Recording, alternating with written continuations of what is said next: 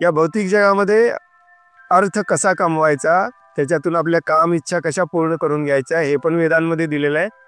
आणि इथे वैताग आला तर चांगल्या ठिकाणी जन्म कसा घ्यायचा, त्याच्यासाठी कुठल्या देवी देवतांची पूजा उपासना केली पाहिजे, कुठला यज्ञ केला पाहिजे हे पण वेदांमध्येच दिलेलं आहे. कुठले मंत्र म्हटले पाहिजे, कुठल्या प्रकारचा यज्ञ करायला पाहिजे, कसा केला पाहिजे, अगदी डिटेलमध्ये. आणि हे शरीर टिकवून ठेवण्यासाठी बाकीचं पण सायन्स सगळं दिलेलं आहे. आयुर्वेद, धनुर्वेद सगळं सगळं आहे वेदांमध्ये. पण हे सगळं इंद्रिय तृप्तीसाठी.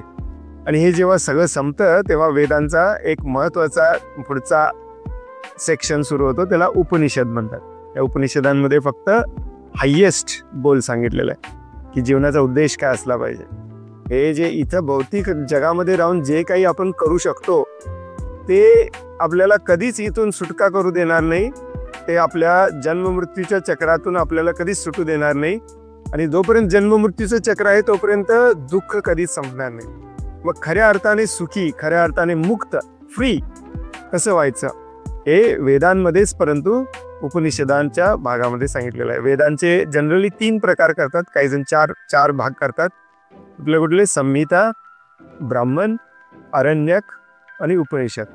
संहिता म्हणजे हे मंत्र कसे म्हणायचे, की कुठला मंत्र कशासाठी म्हणायचा, तो कशा उच्चारायचा, मंत्रांचं सगळं गणित तिथं दिलं आहे.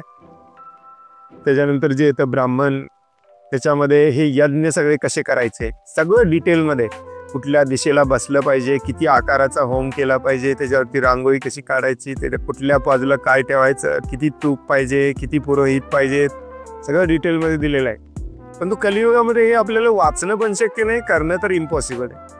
पण जो मेन भाग आहे त्याला उपनिषद म्हणतात.